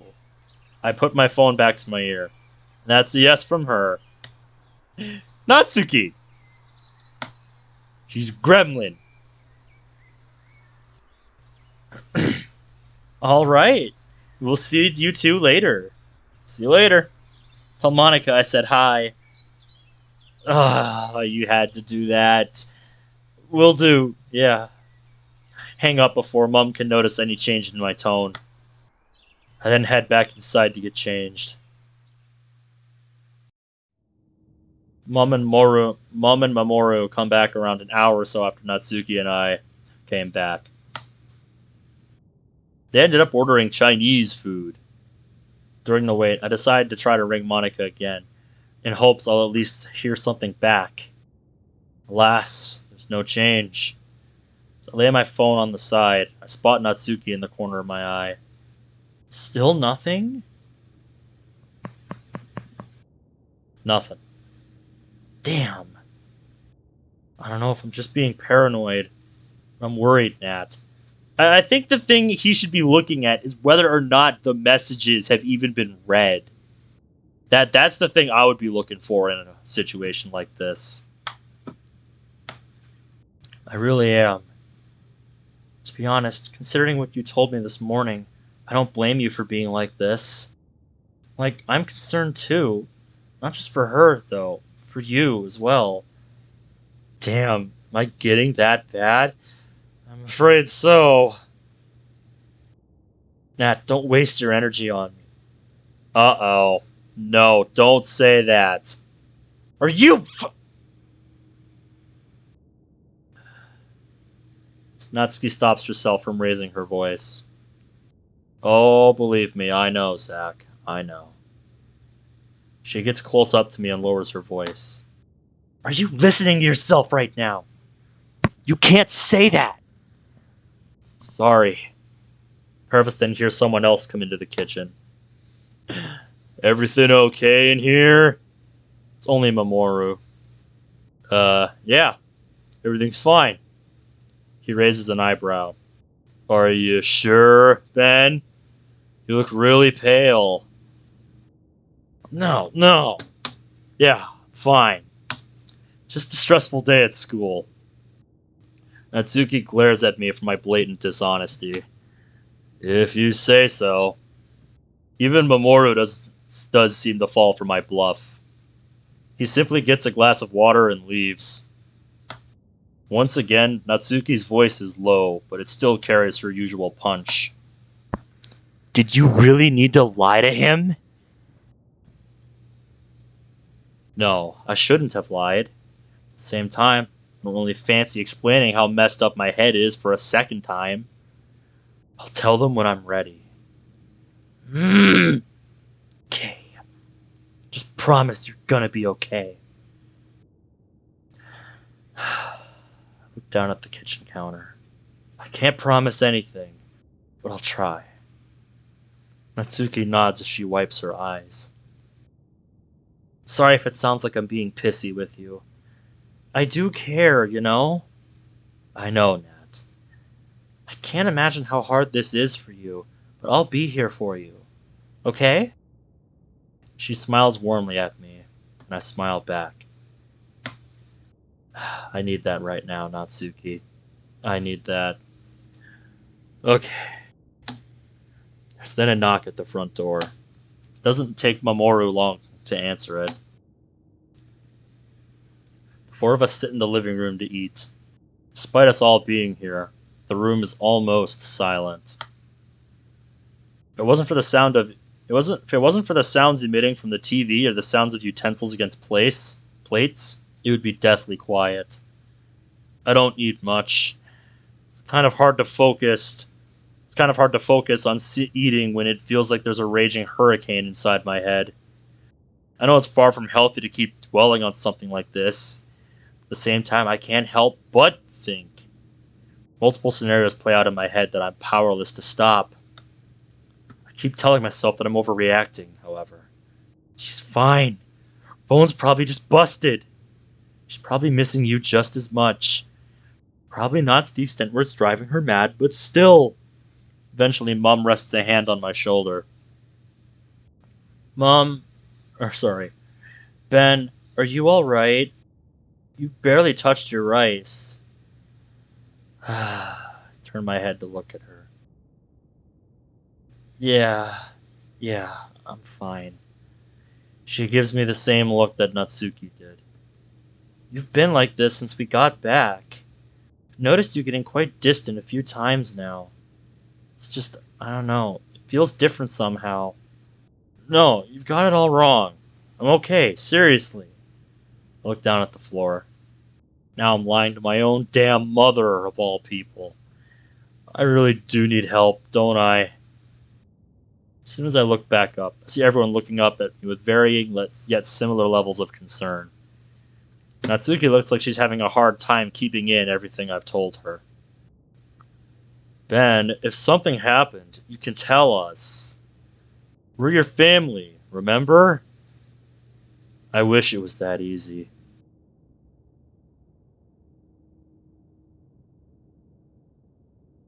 Yeah, this is quite the first, I have to say. I've never found myself in a situation where Natsuki's dad, of all people, is trying to comfort me. That is a first. That's only notable for those of you that don't know, given his reputation throughout other mods. Like, fuck, man. This is surreal. I don't want to assume, but are things between you and Monika alright? My body tenses up as I hear her name. Things between us are okay. As for Monika herself... Yeah, we're good. Never been better. Real convincing. I stand up and start to walk towards the kitchen. Where are you going? I'm just getting a drink. I'll be right back. Grab one of the glasses I'd already used, rinse it, and then get some fresh water from the tap. Gulp it down quickly and take a moment to breathe. You need an E. Rest my hand on my chest. My heart's racing. I take slow breaths to help my heartbeat slow down. I'm nearly able to get my heart beating regularly. Sudden ringing of my phone sends my heart back into overdrive. It's like something out of a damn slasher movie. I wearily take my phone out of my pocket to see who's calling me. Harumi? She did say she was going to call me later. Maybe she has an update? Heard the answer my phone and put it up to my ear. Hey, Harumi, what?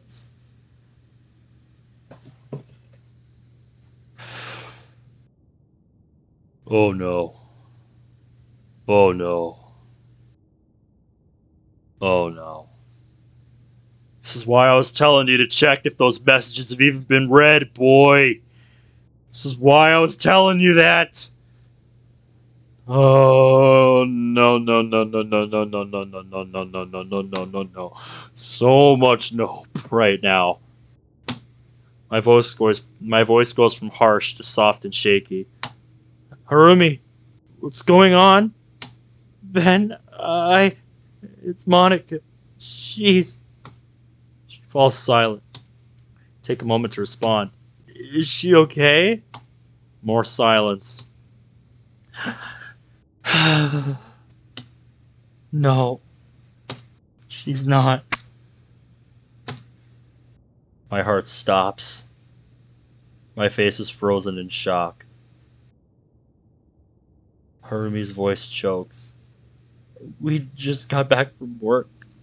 I went to check up on Monika because she hadn't been answering my calls since you'd called. What? When I got to the room, I opened the door and I saw her. She starts to cry again. The longer she does, the deeper my heart sinks. She was... What? Harumi. Her question and shaky voice carry an air of worry.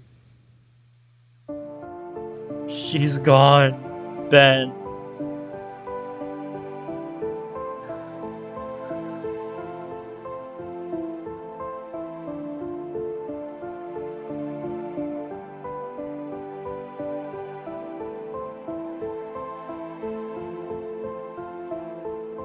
Fucking told you, boy! I fucking told you to check whether or not those texts had been read. Doesn't matter now. It's over.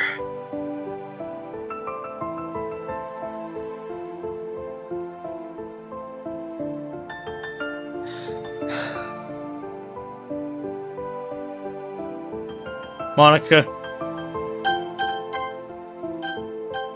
No, I'm not taking a break.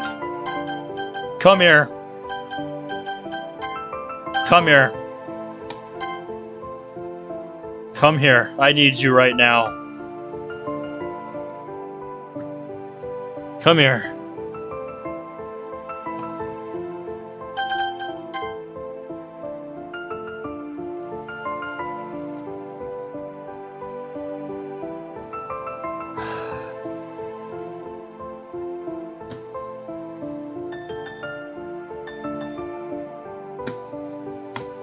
I found her.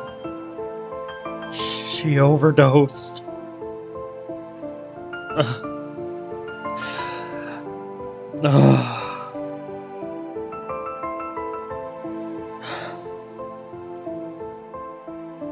She inhales, sounding breathless. And from what the first responders told us, she may have done it this morning. Maybe even last night. There wasn't anything they could have done. Yup. It was already too late. I can't even begin to process what I had just heard. All that time I'd spent trying to call her this morning. And she was already dead? And the last time I heard her voice was a fucking answering machine? No. No. No! My breath has become shaky as I try to find the words to say, but I can't find them. I so desperately want to call her bluff. Why would Harumi lie about this? Who would? I'm so sorry, Ben. I didn't know how else to tell you. Harumi. I struggle to find the words to say. I'm sorry, too.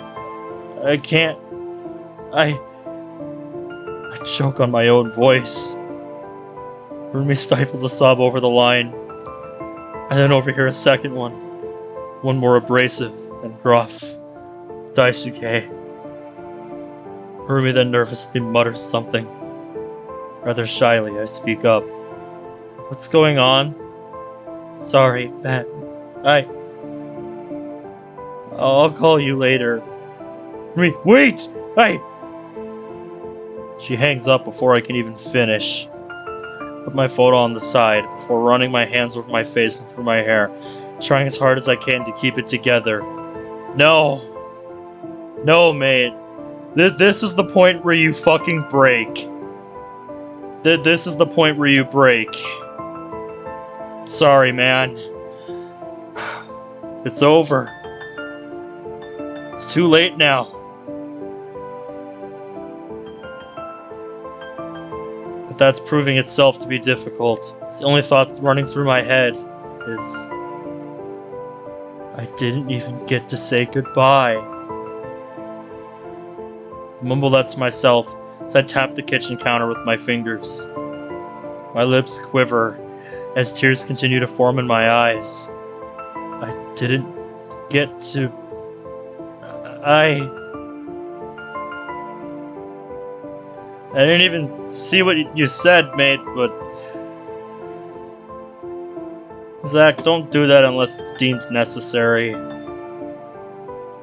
I turn my head and see Mom just walking in, quite possibly overhearing my end of the conversation with Harumi. For all, I wasn't exactly quiet about it. Ben? Her voice is cautious as she looks at the state I'm in. I look away and shake my head.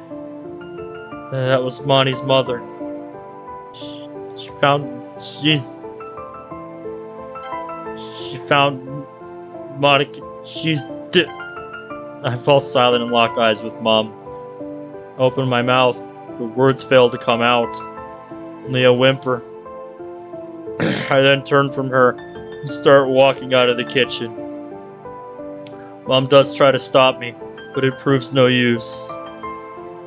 Head towards the front door, only stopping by the shoe rack to get my trainers. As I'm getting them on, I hear some quiet footsteps approaching me. Not long after, a small voice sheepishly pipes up behind me. Ben? What are you doing? Nothing.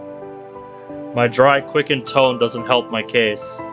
Certainly it doesn't look like nothing. Despite that sentence carrying a semblance of Natsuki's usual snark, her delivery is a little more concerned. There's silence between us as I tie my laces. After I'm finished, I stand up straight and grab my jacket from the coat pegs. Natsuki grabs my arm gently and I look back at her with a blank, drained expression. Her expression is one of curiosity and worry. Please, Ben. You can talk to me, you know? I'm silent. How the hell could I even start to describe what just happened? Clutch the hood of my jacket, my hands starting to tremble. I'm fine, Nat. I'm fine. Well, you certainly don't sound fine. Ben, please just... Natsuki. I'm fine. My tone disagrees with my words, no matter the stern facade I attempt to show. By the look in her eyes, I can tell Nat's scared. I look away from her as I hurriedly pull my jacket on. As I turn towards the door, I'm once again greeted by Natsuki, this time looking more assertive. Could you move, Nat? I don't have time for this. I need to get out of here. I need to get to Monty's. I'm not budging! Not until you tell me what's going on. Told you, I'm fine. Something just came up at Monika's place. You could please move. My voice becoming increasingly more strained and desperate, I reach out for the door handle, only for Natsuki to grip my wrist before I can grab a hold of the handle. No, you're not fine! For Christ's sake, you're paler than a bloody ghost! Natsuki, get out of my way! Try to barge past her, but Natsuki holds me back. Again, for someone of her stature, she's quite strong. I eventually relent in frustration. As I do, though, Natsuki's expression softens. Wait, what happened at Monika's? She just quickly trails off as everything falls silent. The reality of the situation becomes increasingly more and more apparent to me. Monika's gone. She's not on holiday. She's not over at her grandpa's place. Grandparents, sorry. She's gone. My heart starts to beat faster and faster and faster until it feels like my entire body feels like it's going to abruptly shut down. My head starts to feel light. My hands become far more shaky and clammy. Yeah, he's gonna have a heart attack, isn't he? Ben? Natsuki starts to timidly approach me. Worry is plastered all over her eyes. The closer she gets, though, the more I step back. Eventually, I find myself backed up against the wall. Once more, tears have started to form in the corners of my eyes. Nat takes a step back and averts her gaze, the look on her face softening once again. Perhaps, deep down, she knows exactly what I'm about to say.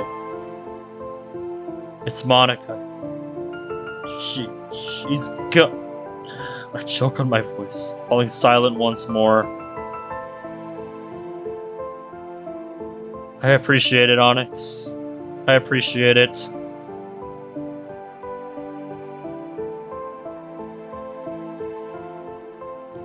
Doing God's work right now.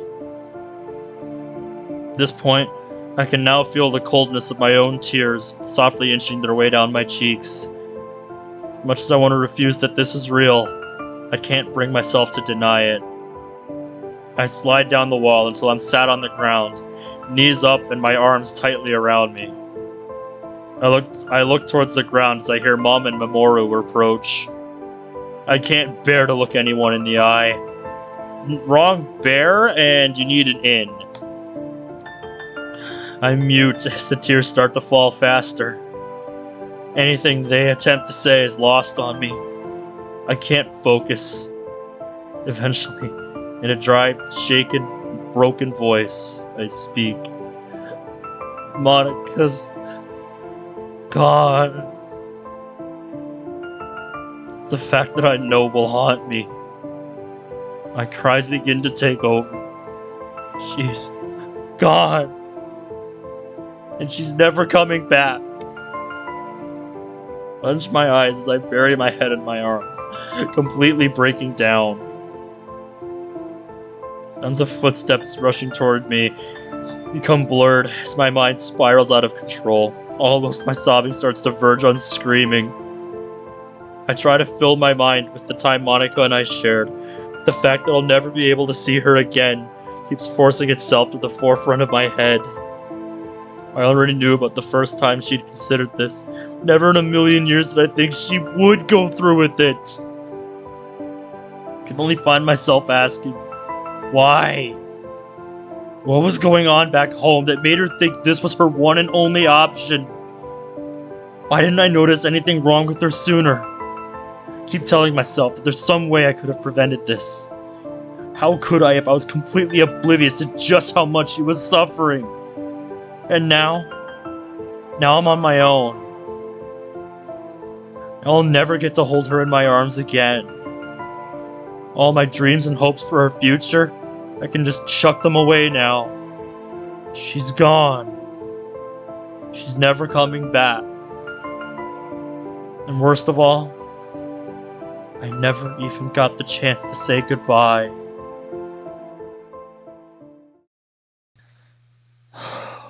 God. Act 3. Touch.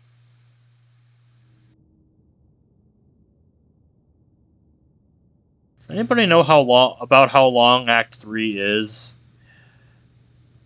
So I don't want to pull a secret pain here, but this feels like a good place to stop if we're not really close to the end. There's not much more left. Oh my god, dude. Ugh. This writing, man. This writing. So you're saying it would probably be best to just leave it for next time? About another hour?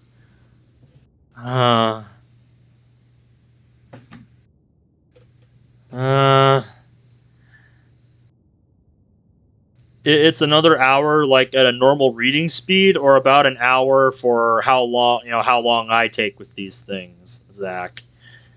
That's what I need to know. My God.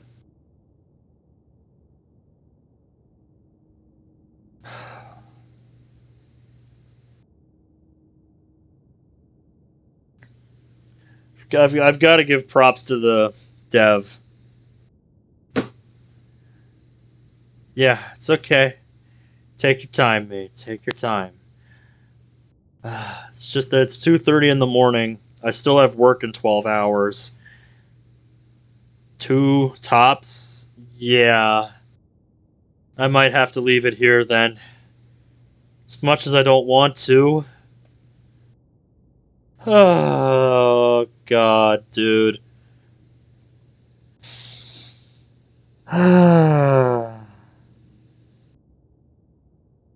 I hope everyone has nice dreams tonight. I know sure as hell I'm not.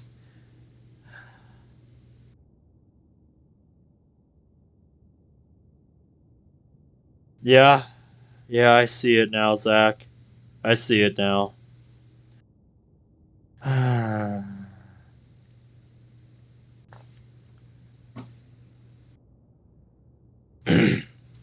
Oh, trust me. Like, I'm still not broken yet, imprudent. But God, my heart aches right now. At everything I've just read, just God.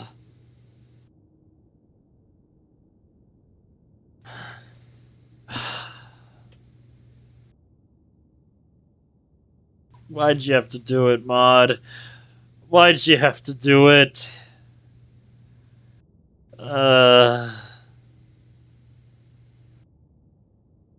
I kind of figured, Zach. I kind of figured. I will say, Zach, this is one thing I had vague knowledge about. Because, like I said, when I was making like the original thumbnail for part 1, I did see what looked like an auditorium with Monika's picture on it up on stage, and it gave me bad vibes. I didn't know. I didn't want to assume the worst. But, yeah, I guess that's just wishful thinking now.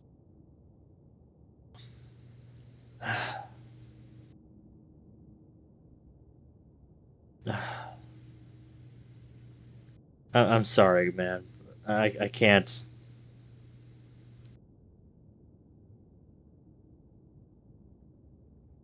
I can't look at this anymore.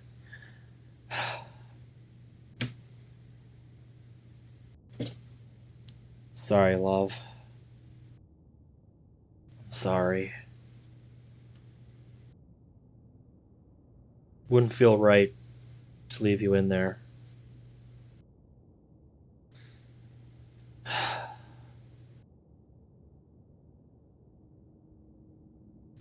Yeah. You always assume the worst. I always keep it in mind, but I like to try to think positive, you know? I don't like to jump to I don't like to jump to the worst possible outcome immediately, you know? It's like, yeah, I think about it, but I don't like to go there, you know? Alright, well, I guess we're gonna end it here for tonight, and next time should be the finale. Although, I can't say I'm looking forward to it with quite the same excitement I did tonight.